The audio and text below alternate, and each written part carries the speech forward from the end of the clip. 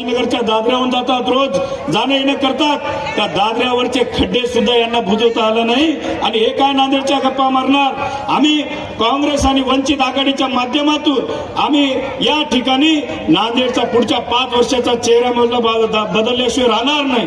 कारण आमचे जे उमेदवार आहेत काँग्रेसचे आणि वंचितचे, जे सर्वसामान्य उमेदवार आहेत, लोकांमध्ये राहणारे उमेदवार आहेत आणि लोकांचे प्रश्नाची जाण असणारे उमेदवार या ठिकाणी आहेत.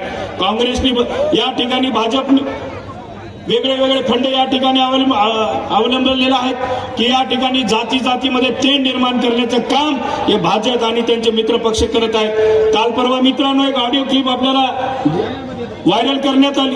त्या ऑडिओ क्लिपमध्ये नांदेडचे मोठे नेते आणि एक सामान्य कार्यकर्ता बोलताना दिसला. ही ऑडिओ क्लिप व्हायरल झालेली नाहीये, व्हायरल करण्यात आलेली आहे, मुद्दाम व्हायरल करण्यात आलेली आहे. असा माझा त्यांना या ठिकाणी सांगायचं आहे की समाजामध्ये त्या ठिकाणी भांडण लावून ते सत्तेवर येऊ पाहत आहेत. या इथल्या जनतेने, सामान्य नागरिकांनी आपल्याला या ठिकाणी वेळीच ओळखलं पाहिजे.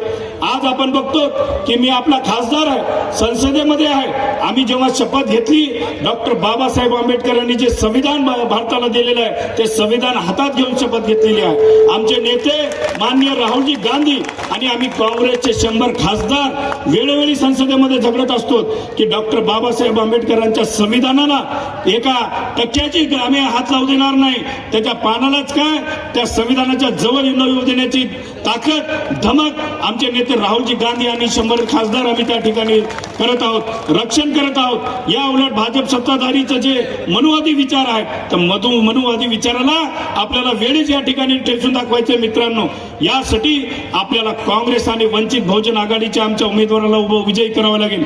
आपले या प्रभाग 7 मधले जे उमेदवार आहेत वंचित बहुजन आघाडीचे, माननीय राहुलजी सोनसोळे, शेख अहमदभाई, आमचे राजश्री गोडबोले, प्रशांतजी इंगोले, प्रभाग 6चे आमचे कावेरी ढगे, सचिनजी टाले, जोशी सुधाकर, पावडे अशोक आणि आपला लगतचा प्रभाग जो शिवाजीनगर आहे तो आमच्या सत्यपाल सावंत, परवीनजी पाशा, सलीमा बेगम, मुन्ना अब्बास भाई, हे सर्व उमेदवार, हे जे नावं घेतलेले उमेदवार आहेत, त्या उमेदवारांना तुम्ही बघा.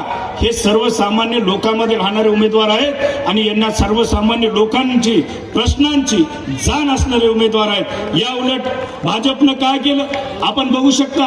कित्येक भाजपच्या ज्या पदाधिकाऱ्यांनी सरळ सरळ आरोप केलेले आहेत की आम्हाला एवढे पैसे मागले, एवढे पैसे द्या तर आम्ही तुम्हाला तिकीट देऊ.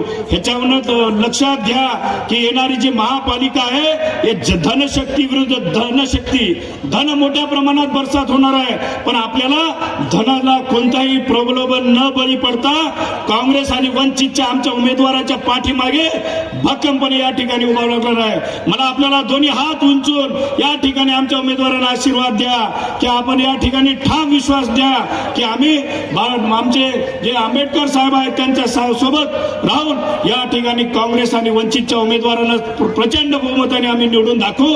आणि येणाऱ्या जे निकाल आहे महापालिकेचा 16 तारखेला, त्या ठिकाणी काँग्रेस आणि वंचितची सरकार या महापालिकेला मध्ये सत्ता या ठिकाणी स्थापन करायचं आहे. आज बरेच उमेदवार या महापालिका क्षेत्रामध्ये काँग्रेस आणि वंचितचे आहेत. आत्ताच आमच्या चित्तेताईंनी या ठिकाणी पाठिंबा दिलेला आहे. मला वाटते ही काँग्रेस आणि वंचितच्या विजयाची नांदी या ठिकाणी सुरुवात झालेली आहे.